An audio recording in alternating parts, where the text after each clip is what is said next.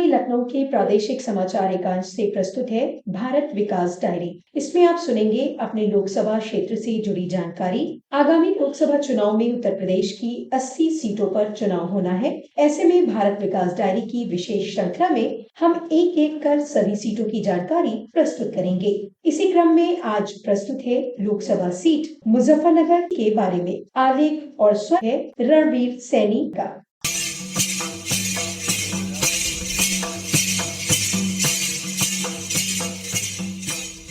गन्ने की फसल और गुड़ की मिठास के लिए प्रसिद्ध मुजफ्फरनगर राजनीतिक रूप से भी काफी अहम माना जाता है। मुजफ्फरनगर लोकसभा क्षेत्र में 5 विधानसभा क्षेत्र शामिल हैं। इसमें 4 विधानसभा मुजफ्फरनगर जनपद की बुढ़ाना, तीर्थावल, खतौली और मुजफ्फरनगर है, जबकि 1 विधानसभा मेरठ जिले की सरधना है। इस लोकसभा क्षेत्र में कुल मतदाताओं की संख्या 18,10,628 है। इनमें 9,65,374 पुरुष मतदाता, 8,45,106 महिला मतदाता और 148 थर्ड जेंडर के मतदाता हैं। लोकसभा क्षेत्र में 1640 मतदेय स्थल हैं।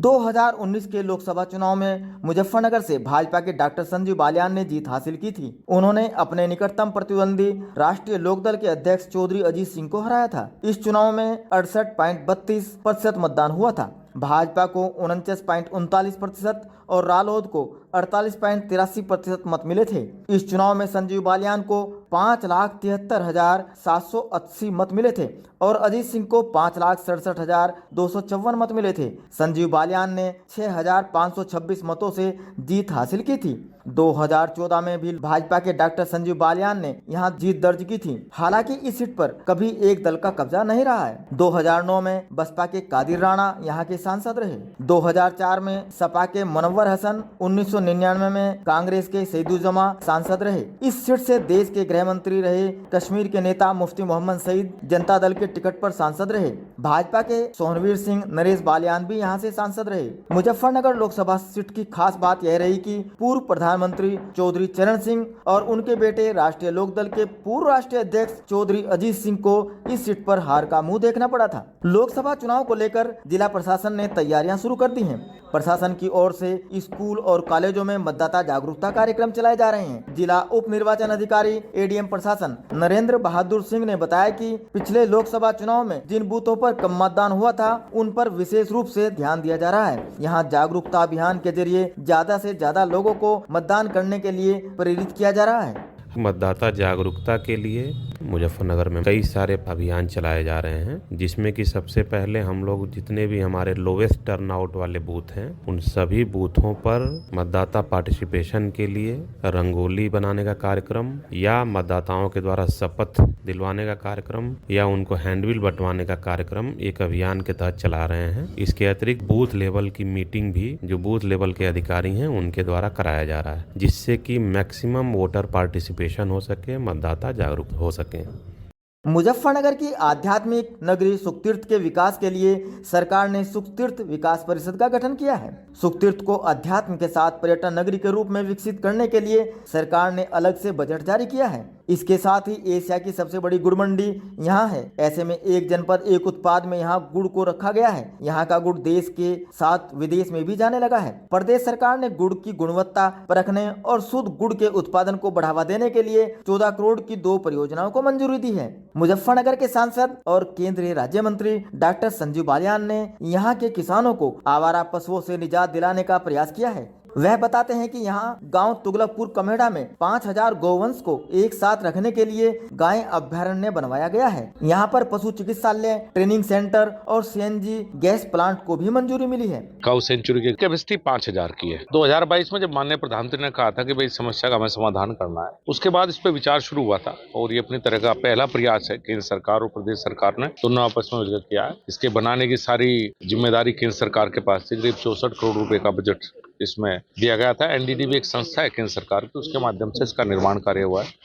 अब इसका पोजीशन जिला प्रशासन को गया है। जिला प्रशासन स्थानीय सोसाइटी के माध्यम से इसका संचालन करेगा। प्रयास की है कि अपनी तरह से अनूठा बने। इसके साथ ही सामने जो 10 एकड़ जमीन है उसमें एक फार्मर ट्रेनिंग सेंटर जो एनडीडीबी के द्वारा बनाया जाएगा और एनडीडीबी के द्वारा भविष्य में उसको संचालित किया जाएगा। उसमें जो युवा हैं, जो मैत्री केंद्र सरकार की योजना है, 3 महीने की ट्रेनिंग होती है, आर्टिफिशियल इंसेमिनेशन, फर्स्ट एड और वैक्सीनेशन, उसकी ट्रेनिंग ट्रेनिंग युवाओं को दी जाए करेगी, उसमें हॉस्टल, ट्रेनिंग सेंटर सब चीजें बनेंगे और कुछ किसान भी अगर डेयरी फार्मिंग से संबंधित ट्रेनिंग करना चाहते हैं तो उनके लिए भी होगा। ट्रेनिंग सेंटर बनेगा और यहाँ पे वो इसके साथ में ट्रेनिंग लेंगे। पहली बार हमने विचार किया है कि बायो सीएनजी प्लांट इसमें लगेगा और बहुत जल्द इसका निर्माण कार्य शुरू होगा। तो जो यहाँ से गोबर प्राप्त होगा गाय का, उससे सीएनजी बनाई जाएगी और कोशिश करेंगे कि काऊ सेंचुरी का अपना सीएनजी पंप हो जो हाईवे पे लगे और जिससे लोगों को भी पता लगे कि भाई ये जो सीएनजी आप इस्तेमाल कर रहे हैं ये काऊ सेंचुरी के गाय के गोबर से तैयार है और बचे हुए गोबर से खाद भी बनाया जाएगा। इस तरह की बहुत सी महत्वाकांक्षी भविष्य की योजनाएं हैं। शायद रिकॉर्ड टाइम में 8 महीने के अंदर ये बनकर तैयार हुई। सांसद संजीव बालियान कहते हैं कि इस लोकसभा क्षेत्र में सड़कों का चौड़ीकरण और रेलवे का दोहरीकरण हुआ है। इसके अलावा पानीपत खटीमा राजमार्ग और मेरठ करनाल हाईवे का निर्माण हुआ है। उन्होंने कहा कि जिले में विद्युत आपूर्ति को लेकर बड़े कार्य हुए हैं। इस समय शहरी क्षेत्र में 24 घंटे और ग्रामीण क्षेत्र में 18 घंटे विद्युत आपूर्ति हो रही है।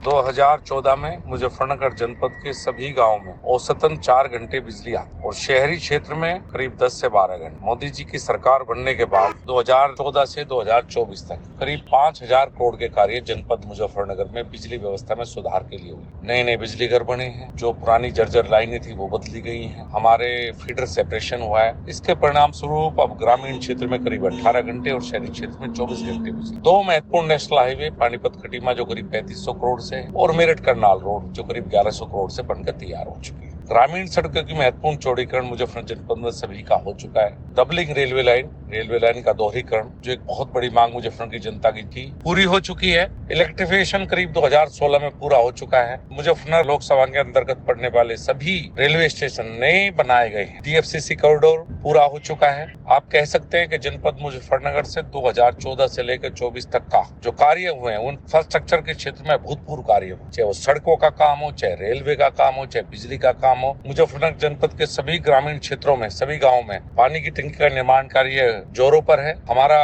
लक्ष्य है कि हर घर को जल इस वर्ष के अंत तक हम पहुंचा दें। मुजफ्फरनगर लोकसभा क्षेत्र में विकास परियोजनाओं का असर अब जमीन पर दिखता है। यहाँ उद्योगों के लिए काफी संभावनाएं बढ़ी हैं। उद्यमी कुशपुरी कहते हैं कि मुजफ्फरनगर में आज उद्योगों के विकास का माहौल है। आज मुजफ्फरनगर में विकास का माहौल है और विकास के लिए जो भी कारक चाहिए वो आज यहाँ उपलब्ध है। शानदार सड़कें, बिजली का इंफ्रास्ट्रक्चर और सभी सुविधाएं मुजफ्फरनगर में उद्योगों को आगे बढ़ने में सहयोग दे रही है। आने वाले समय में मुजफ्फरनगर उद्योग के क्षेत्र में एक बड़ा नाम होगा, ये निश्चित है।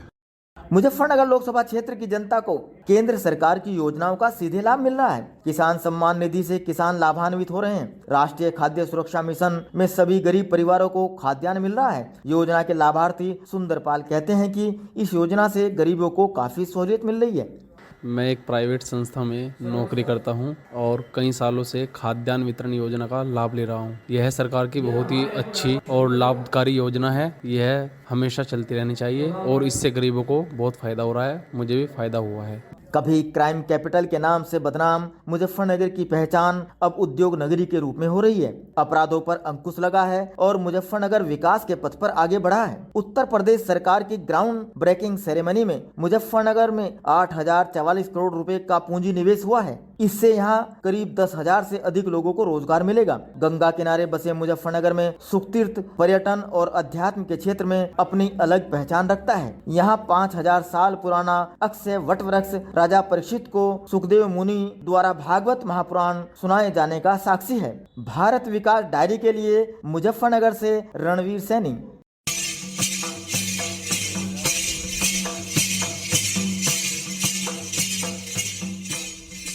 भारत विकास डायरी के अंतर्गत अभी आप सुन रहे थे आकाशवाणी लखनऊ के प्रादेशिक समाचार एकांश की खास प्रस्तुति। आज की कड़ी में आपने सुना लोकसभा सीट मुजफ्फरनगर के बारे में आलेख और स्वर रणवीर सैनी का। आपको ये खास प्रस्तुति कैसी लगी हमें जरूर बताएं। आप अपने सुझाव हमें भारत विकास डायरी @gmail.com पर मेल कर सकते हैं।